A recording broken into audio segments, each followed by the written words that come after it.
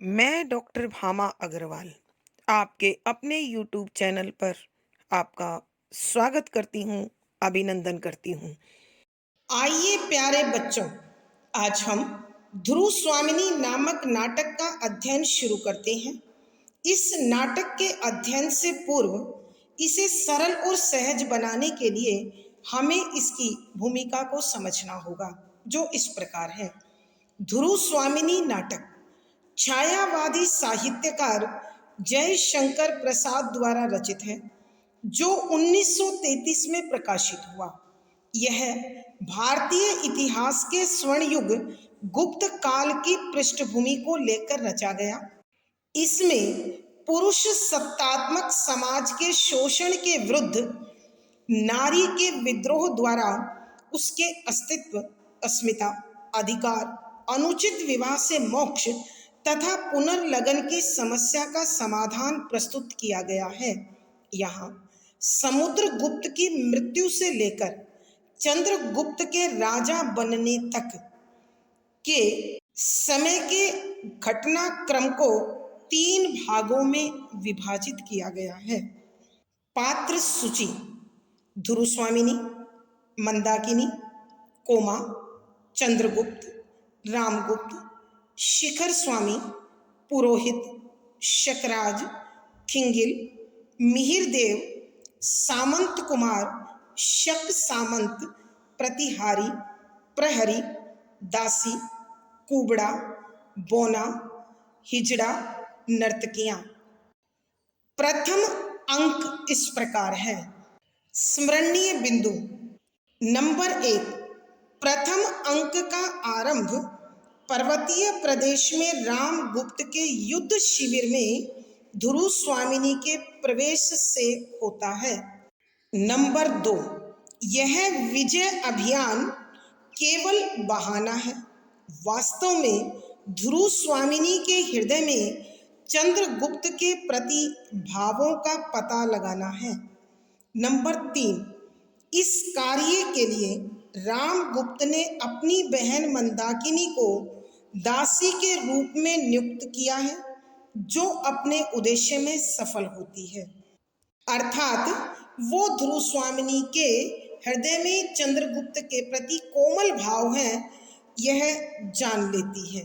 Number 4, अयोग्य, कमजोर तथा विलासी रामगुप्त महामंत्री शिखर स्वामी के षड्यंत्र द्वारा गुप्त साम्राज्य तथा ध्रुव स्वामिनी दोनों को प्राप्त करता है, इसलिए हमेशा सशंकित रहता है, सशंकित, डरा हुआ।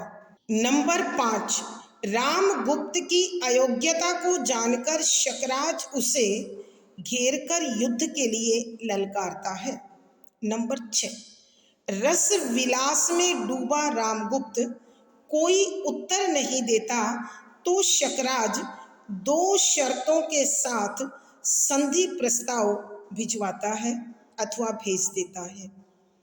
नंबर 7, शर्त के अनुसार ध्रुव स्वामिनी अपने लिए तथा गुप्त सामंतों की पत्नियां शक सरदारों के लिए मांगी जाती हैं। नंबर 8, गुप्त वंशीय प्रतिष्ठा के विरुद्ध रामगुप्त संधि की शर्त स्वीकार कर लेता है। नंबर 9, ध्रुव स्वामिनी अपनी प्रतिष्ठा की रक्षा के लिए रामगुप्त से प्रार्थना करती है, मगर वह इसके लिए तैयार नहीं होता। नंबर 10, शिखर स्वामी कहता है कि राज्य और राजा की रक्षा हर वस्तु देकर होनी चाहिए। नंबर 11, असहाय ध्रुव स्वामिनी सम्मान की रक्षा के लिए आत्महत्या को तत्पर होती है। उसी समय चंद्रगुप्त आकर उसे बचा लेता है। नंबर 12, चंद्रगुप्त स्वयं ध्रुव स्वामिनी के रूप में सामंत कुमारों को साथ लेकर शकराज से इस अपमानजनक शर्त का बदला लेना चाहता है, मगर ध्रुव स्वामिनी उसे ऐसा करने से रोकती है। नंबर 13, अंत में चंद्रगुप्त ध्रुव स्वामिनी वे सामंत कुमारों को लेकर शकराज के पास जाता है। नंबर 14, चंद्रगुप्त की बहन मंदाकिनी के ओजस्वी गीत के साथ सब प्रस्थान करते हैं और पर्दा गिरता है। आइए प्यारे बच्चों, अब हम इस नाटक के पदों की व्याख्या कर उसे समझने की कोशिश करते हैं। पद संख्या 51। रामगुप्त प्रसन्नता से, वाह क्या कहा तुमने, तभी तो लोग तुम्हें नीति शास्त्र का बृहस्पति समझते हैं। ध्रुव स्वामिनी, अमात्य तुम बृहस्पति हो चाहे शुक्र, किंतु धूर्त होने से ही क्या मनुष्य भूल नहीं कर सकता। आर्य समुद्रगुप्त के पुत्र को पहचानने में तुमने भूल तो नहीं की। सिंहासन पर भ्रम से किसी दूसरे को तो नहीं बिठा दिया। रामगुप्त आश्चर्य से, क्या क्या क्या। प्रसंग प्रस्तुत पंक्तियां छायावादी साहित्यकार श्री जयशंकर प्रसाद जी द्वारा रचित ध्रुव स्वामिनी नामक नाटक के प्रथम अंक से ली गई है। संदर्भ, इस नाटक में नाटककार ने स्त्री अस्मिता, उसके अधिकार, उसके अस्तित्व तथा अनुचित विवाह से मोक्ष और पुनर्लगन की समस्या का समाधान प्रस्तुत किया है। यहाँ नाटककार ने ऐतिहासिक कथा कर्म को आधार बनाकर पुरुष सत्तात्मक समाज में नारी शोषण के विरुद्ध आवाज उठाई है तथा उन्होंने नारी के अस्तित्व की, अस्मिता की, अधिकार की और पुनर्लगन की लड़ाई लड़ी है।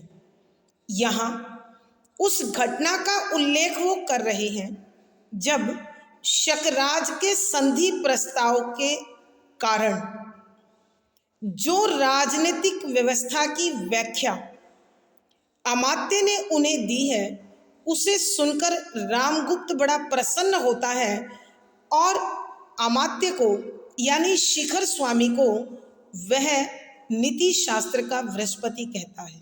लेकिन स्वाभिमानी ध्रुव स्वामिनी शिखर स्वामी की इस चाल को बहुत भली भांति समझती है, इसलिए आक्रोशित होकर उसे फटकारते हुए, उसे डांटते हुए कहती है कि व्याख्या शब्दों के अर्थ आवश्यकता के अनुसार।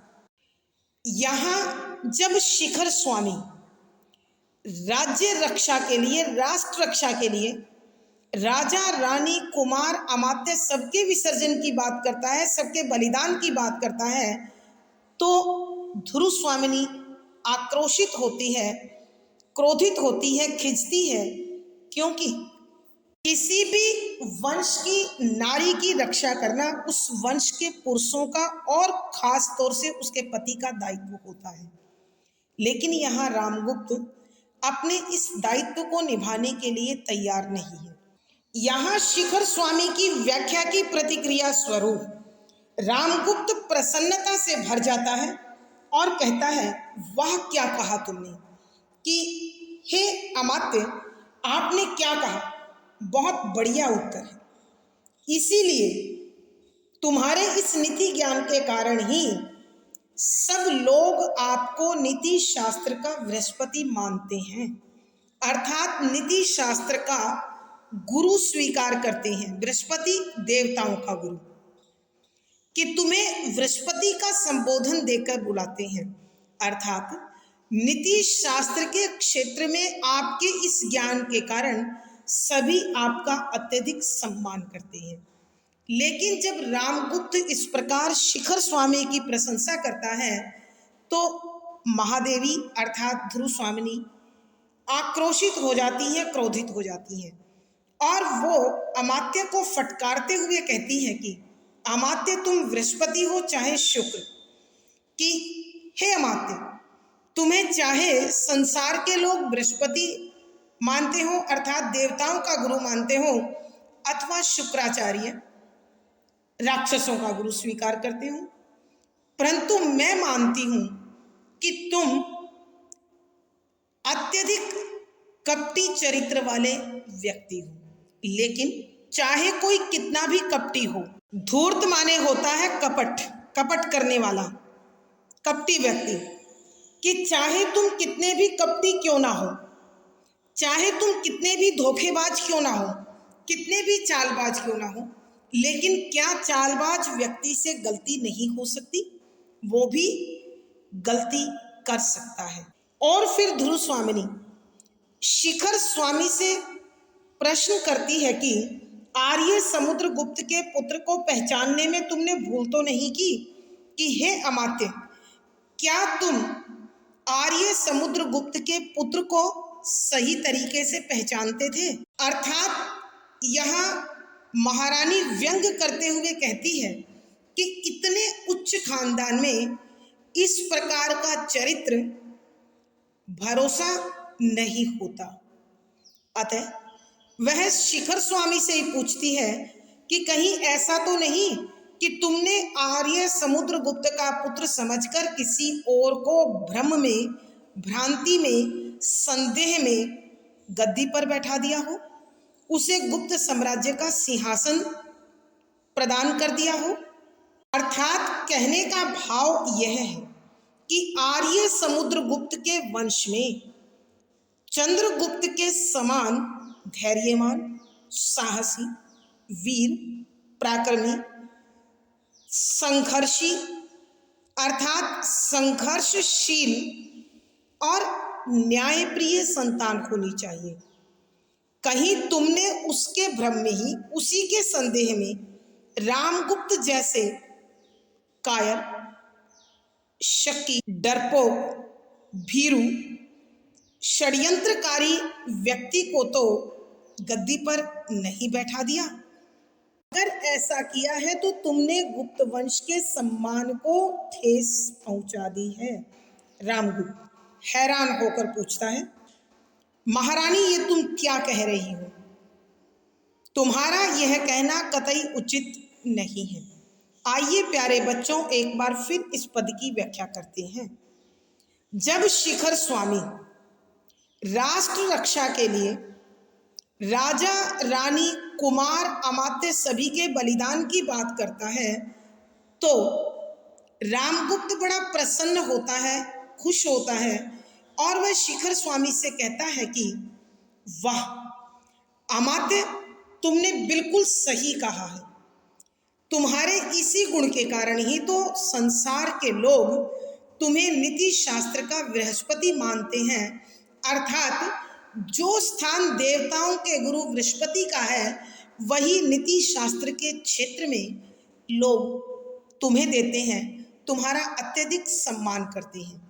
इस पर खिंचकर आक्रोशित हो ध्रुव स्वामिनी कहती है कि अमात्य, चाहे तुम बृहस्पति हो अथवा शुक्र, अर्थात चाहे तुम देवताओं के गुरु हो अथवा दानवों के, परंतु मैं एक बात अच्छी प्रकार से समझ गई हूं कि तुम अत्यधिक कपटी अवश्य हो, लेकिन क्या मनुष्य कपटी हो, चालबाज हो, धोखेबाज हो, षड्यंत्रकारी हो तो भी क्या उससे गलती नहीं हो सकती? अर्थात कहने का भाव यह है कि भूल कोई भी कर सकता है। और फिर वह शिखर स्वामी से प्रश्न करती है कि क्या तुमने सचमुच में आर्य समुद्रगुप्त के पुत्र को पहचानने में गलती तो नहीं की? कहीं तुमने उसे चंद्रगुप्त के समान धैर्यवान, साहसी, सहनशील, त्यागशील, पराक्रमी योद्धा समझकर रामगुप्त जैसे कायर, बुजदिल, डरपोक, चालबाज, कलीब और विलासी व्यक्ति को तो गद्दी पर नहीं बैठा दिया? और जब इस प्रकार ध्रुव स्वामिनी के मुख से अपने बारे में इन शब्दों को सुनता है, अपनी कमजोरियों के विषय में जब ध्रुव स्वामिनी को कहते हुए पाता है, तो वह आश्चर्यचकित होकर पूछता है कि महारानी ये तुम क्या कह रही हो? क्या मैं आर्य समुद्रगुप्त का पुत्र नहीं हूं? भावार्थ, कहने का भाव यह है कि यहाँ जो व्याख्या शिखर स्वामी ने राजनीति की है वो वास्तव में उसका कपट का आचरण है। इसीलिए रानी ने उसे कपटी तथा रामगुप्त को कायर और शंकालु कहा है। विशेष यहाँ रामगुप्त और शिखर स्वामी के चरित्र का उद्घाटन ध्रुव स्वामिनी के वाक्य के माध्यम से हुआ है। शुद्ध साहित्यिक खड़ी बोली है, तत्सम प्रधान शब्दावली है, व्यंजना शब्द शक्ति है, प्रसाद गुण है, संवादात्मक शैली है, अनुभूति परक बिंब का सटीक और सार्थक प्रयोग हुआ है। पद संख्या 52। ध्रुव स्वामिनी। कुछ नहीं, मैं केवल यही कहना चाहती हूँ कि पुरुषों ने स्त्रियों को अपनी पशु संपत्ति समझकर उन पर अत्याचार करने का जो अभ्यास बना लिया है वह मेरे साथ नहीं चल सकता। यदि तुम मेरी रक्षा नहीं कर सकते, अपने कुल की मर्यादा, नारी का गौरव नहीं बचा सकते, तो मुझे बेच भी नहीं सकते। हाँ, तुम लोगों को आपत्ति से बचाने के लिए मैं स्वयं यहां से चली जाऊंगी। प्रसंग पूर्ववत। संदर्भ। यहाँ नाटककार ने उस घटना का उल्लेख किया है जिसमें शिखर स्वामी अपने कपट के आचरण और रामगुप्त अपनी कायरता के चलते शकराज के संधि प्रस्ताव को मानकर ध्रुव स्वामिनी के बलिदान की बात को उचित मान रहे हैं। ऐसे में ध्रुव स्वामिनी अत्यधिक आक्रोशित होकर दोनों को फटकार लगाती है और वह कहती है कि व्याख्या शब्दों के अर्थ आवश्यकता के अनुसार। यहाँ शिखर स्वामी और रामगुप्त के अनुचित आचरण से क्रोधित होकर ध्रुव स्वामिनी उन दोनों को फटकारते हुए कहती है कि कुछ नहीं, मैं केवल यही कहना चाहती हूँ कि महाराज मुझे और कुछ नहीं कहना, लेकिन मुझे इतना जरूर कहना है। मैं यह बात अवश्य कहूंगी। बच्चों, ये पंक्तियां अत्यधिक महत्वपूर्ण हैं। आप इन्हें ध्यान से समझें और इनका अभ्यास अवश्य करें कि पुरुषों ने स्त्रियों को अपनी पशु संपत्ति समझकर उन पर अत्याचार करने का जो अभ्यास बना लिया है वह मेरे साथ नहीं चल सकता। यहाँ ध्रुव स्वामिनी उन दोनों को फटकारते हुए कहती है कि यह पुरुष प्रधान समाज स्त्री को महज एक वस्तु, एक पशु समझता है जिसका अपना कोई स्वाभिमान नहीं, अपना कोई अस्तित्व नहीं, अपना कोई वजूद नहीं, अपना कोई गौरव नहीं। यह केवल उनकी दृष्टि में है, जबकि ऐसा नहीं है। यह पुरुष सत्तात्मक समाज नारी को अपनी पशु संपत्ति समझकर उसके मान सम्मान की इच्छा अनिच्छा की परवाह किए बिना अपने स्वार्थ के लिए उसे जब मर्जी खरीदता है, जब मर्जी बेचता है। और मैं इस प्रकार का अत्याचार सहने के लिए तैयार नहीं हूं और न ही मेरे साथ यह जोर जबरदस्ती चल सकती है। यदि तुम मेरी रक्षा नहीं कर सकते, अपने कुल की मर्यादा, नारी का गौरव नहीं बचा सकते, तो मुझे बेच भी नहीं सकते। कि यदि तुम एक राजा और पुरुष होने के नाते मेरी रक्षा नहीं कर सकते, जो कि मैं इस राष्ट्र की महारानी हूं, फिर भी मेरी रक्षा नहीं कर सकते, न तुम्हारे अंदर अपने वंशीय गौरव का भाव है और न ही नारी के प्रति सम्मान की भावना है।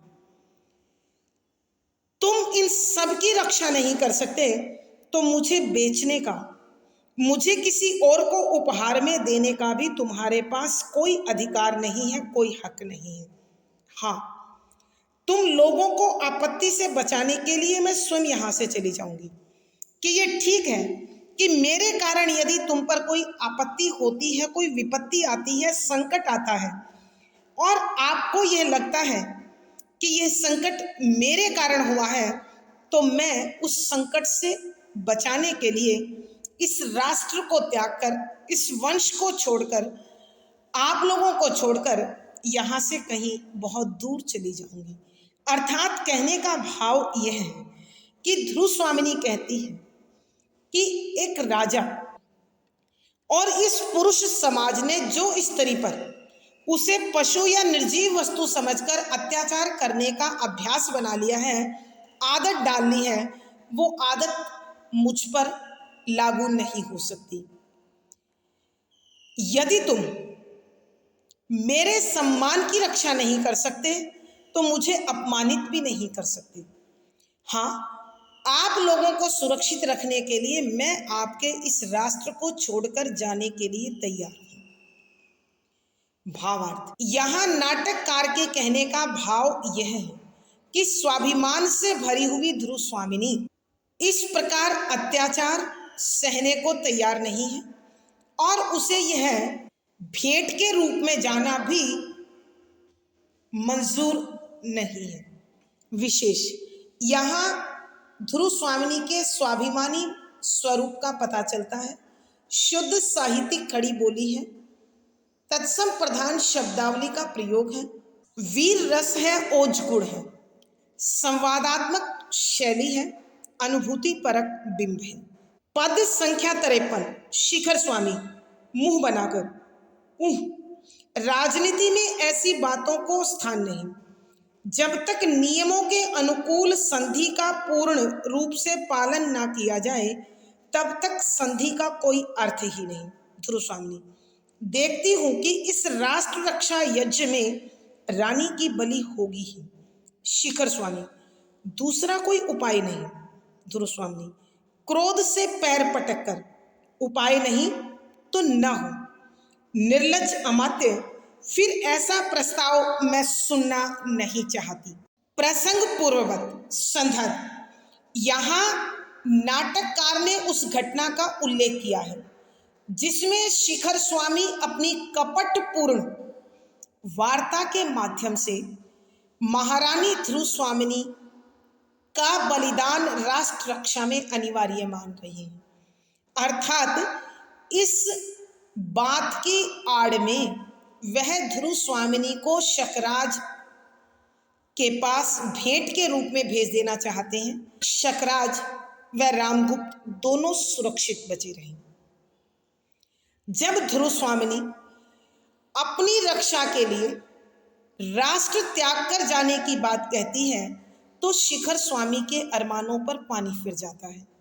इसलिए वह कहता है, व्याख्या, शब्दों के अर्थ आवश्यकता के अनुसार जब ध्रुव स्वामी गुप्त साम्राज्य पर आए हुए संकट को टालने के लिए स्वयं उस राष्ट्र को छोड़कर जाने के लिए तत्पर है, शिखर स्वामी मायूस होकर कहता है कि राजनीति में ऐसी बातों को स्थान नहीं। कि ये क्या है महारानी, राजनीति में इस प्रकार की बातों का कोई अर्थ नहीं है। अर्थात राजनीति भावना पर नहीं चलती है, वहां कूटनीति और दृढ़ता का स्थान होता है। भावना की कोमलता वहां नहीं देखी जा सकती। जब तक नियमों के अनुकूल संधि का पूर्ण रूप से पालन ना किया जाए तब तक संधि का कोई अर्थ नहीं। कि जो संधि की शर्त का नियम है उसके अनुसार जब तक हम संधि में उपहार में मांगी गई वस्तु को उन्हें नहीं देते तब तक उस संधि के प्रस्ताव की स्वीकृति का कोई अर्थ नहीं है, कोई महत्व नहीं है, कोई उपयोगिता नहीं है। अर्थात कहने का भाव यह है कि संधि की शर्त में आपका गुप्त साम्राज्य को छोड़कर जाना नहीं, बल्कि आपका गुप्त साम्राज्य को छोड़कर शकराज के पास जाना है। तो राजनीतिक बातों में भावना को स्थान नहीं दिया जाता, नियमों को, दृढ़ता को, मजबूती को और यथावत बने हुए प्रावधान को उसी रूप में मानना और स्वीकार करना होता है। ध्रुव स्वामिनी, देखती हूं कि इस राष्ट्र रक्षा यज्ञ में रानी की बलि होगी ही। कि तब ध्रुव स्वामिनी कहने लगती है कि मुझे ऐसा प्रतीत हो रहा है कि ये राष्ट्र रक्षा का जो महान हवन हो रहा है इसमें महारानी की ही आहुति देनी है, महारानी की ही बलि होनी है। अर्थात महारानी के बलिदान के बिना गुप्त साम्राज्य अब सुरक्षित नहीं हो सकता। तब शिखर स्वामी कहता है कि महारानी, दूसरा कोई उपाय नहीं है कि अब इस गुप्त साम्राज्य की रक्षा के लिए आपको भेंट करने के सिवा दूसरा कोई चारा शेष नहीं है, वरना तो फिर आक्रमण है, युद्ध है, और युद्ध में भयंकर नुकसान है। ध्रुव स्वामिनी क्रोध से पैर पटककर अर्थात उनकी इस प्रकार की बातों को सुनकर आक्रोशित होकर अपने पांव जमीन पर दे मारती है। उपाय नहीं तो ना हो कि तुम्हारे पास इसके सिवा कोई रास्ता नहीं, कोई समाधान नहीं है, तो बेशक ना। निर्लज्ज अमात्य, हे बेशरम अमात्य, मैं फिर इस प्रकार की नारी के अपमान से जुड़े हुए किसी भी प्रस्ताव को सुनने के लिए तैयार नहीं हूं। अर्थात जो पुरुष नारीत्व का सम्मान करना नहीं जानता, नारी शक्ति की इज्जत नहीं करता, मैं उस पुरुष की बातों को सुनना, उसे देखना, उससे किसी प्रकार का व्यवहार करना पसंद नहीं करती हूँ। आइए प्यारे बच्चों, एक बार फिर इस पद की व्याख्या करती हैं। यहाँ जब ध्रुव स्वामिनी आत्मरक्षा में गुप्त राष्ट्र को छोड़कर जाने के लिए कहती है, तो शिखर स्वामी अत्यधिक मायूस हो जाते हैं और कहते हैं कि राजनीति में महारानी, इस प्रकार की भावनात्मक बातों का कोई अर्थ नहीं होता। राजनीति दृढ़ता, मजबूती और कठोरता के साथ चलती है। जब तक राजनीति में संधि की शर्तों को यथावत पूरा ना किया जाए, तो उस संधि के प्रस्ताव के स्वीकार करने का भी कोई महत्व नहीं है, औचित्य नहीं है, उपयोगिता नहीं है। अर्थात कहने का भाव यह है कि संधि के प्रस्ताव में आपका गुप्त राष्ट्र से चले जाना नहीं है, बल्कि आपका गुप्त राष्ट्र को छोड़कर शकराज के पास उपहार के रूप में जाना है। और संधि की शर्त यदि हम स्वीकार करते हैं, तो हमें यही एक रास्ता अपनाना पड़ेगा। तब ध्रुव स्वामिनी कहती है कि मुझे ऐसा लगता है कि गुप्त साम्राज्य की रक्षा का यह जो महान हवन हो रहा है, यह जो महान यज्ञ हो रहा है, इसमें महारानी की बलि होना तय है। अर्थात मेरे बलिदान के बिना अब गुप्त साम्राज्य को शकराज के आक्रमण से नहीं बचाया जा सकता। तब शिखर स्वामी कहते हैं, हाँ महारानी, अब हमारे पास इसके सिवा कोई दूसरा उपाय नहीं है। तब आक्रोशित ध्रुव स्वामिनी कहने लगती है, अगर आपके पास कोई उपाय नहीं है तो ना हो, अर्थात कोई समाधान हो या ना हो, गुप्त साम्राज्य बचे या ना बचे, मुझे इससे कोई लेना देना नहीं। लेकिन बेशर्म अमात्य, इस प्रकार नारी के अपमान की बात, नारी के गौरव के दमन की बात मैं दोबारा अपने सामने नहीं सुनना चाहती हूँ। अर्थात कहने का भाव यह है कि जो पुरुष नारी शक्ति का सम्मान नहीं करता, नारी की मर्यादा की रक्षा नहीं करता, ऐसे पुरुष का दर्शन, उनसे वार्ता और उनसे किसी प्रकार का व्यवहार करना मेरी दृष्टि में उचित नहीं है। भावार्थ, यहाँ नाटककार के कहने का भाव यह है कि स्वाभिमानी ध्रुव स्वामिनी शकराज के द्वारा भेजे गए संधि प्रस्ताव और शिखर स्वामी व रामगुप्त द्वारा उसकी स्वीकृति स्वाभिमानी ध्रुव स्वामिनी को कतई स्वीकार नहीं है। विशेष यहाँ स्वाभिमानी ध्रुव स्वामिनी के चरित्र का उद्घाटन हुआ है। शुद्ध साहित्यिक खड़ी बोली है, तत्सम प्रधान शब्दावली है, वीर रस ओज गुण है, व्यंजना शब्द शक्ति है, संवादात्मक शैली और अनुभूति परक बिंब का सटीक प्रयोग हुआ है। पद संख्या 54 रामगुप्त चौंक कर, इस छोटी सी बात के लिए इतना बड़ा उपद्रव। दासी की ओर देखकर, मेरा तो कंठ सूखने लगा। दासी मदिरा देती है। ध्रुव स्वामिनी दृढ़ता से, अच्छा तो अब मैं चाहती हूं कि अमात्य अपने मंत्रणा गृह में जाए। मैं केवल रानी ही नहीं किंतु स्त्री भी हूं। अपने को पति कहने वाले पुरुष से मुझे कुछ कहना है, राजा से नहीं। शिखर स्वामी का दासियों के साथ प्रस्थान। प्रसंग पूर्व संदर्भ। यहाँ उस घटना का उल्लेख है जिसमें शिखर स्वामी और रामगुप्त शकराज का संधि प्रस्ताव स्वीकार कर ध्रुव स्वामिनी को शकराज के पास भेंट करने के लिए तत्पर है। तब ध्रुव स्वामिनी इसकी स्वीकृति देने को तैयार नहीं है और वह आक्रोशित हो जाती है, क्रोधित हो जाती है। तब रामगुप्त व शिखर स्वामी दोनों को फटकार लगाती है और उसकी फटकार को सुनकर रामगुप्त चौंक कर, चकित होकर कहता है। व्याख्या। शब्दों के अर्थ साथ साथ। यहाँ ध्रुव स्वामिनी की स्वाभिमान से भरी, आत्मसम्मान से भरी बात को सुनकर रामगुप्त हैरान होता है, चकित होता है और फिर वह चौंक कर कहने लगता है कि इस छोटी सी बात के लिए इतना बड़ा उपद्रव। उपद्रव का मतलब होता है शोर, विद्रोह, कि यह छोटी सी बात है, तुम्हें शकराज के पास उपहार के रूप में दिया जाना है, इसके लिए इतना बवाल क्यों खड़ा कर रही हो, क्यों इतना विद्रोह कर रही हो। दासी की ओर देखकर और फिर वह अपनी सेविका की ओर देखकर कहता है कि मेरा तो गला सूखने लगा। महाराज की इस बात को सुन दासी उन्हें फिर मदिरा का प्याला दे देती है। तब ध्रुव स्वामिनी शिखर स्वामी से मजबूती के साथ कहती है कि अच्छा, माना मैं उपद्रव कर रही हूं, लेकिन अब मैं चाहती हूं कि प्रधानमंत्री यहां से अपने मंत्रणा गृह में जाएं, कि वो वहीं जाकर बातचीत करें जहां उन्हें इसके विषय में बात करनी चाहिए। मैं केवल गुप्त साम्राज्य की महारानी ही नहीं हूं, मैं एक स्त्री भी हूं, पत्नी भी हूं, और पत्नी हूं तो मेरा एक पति भी है।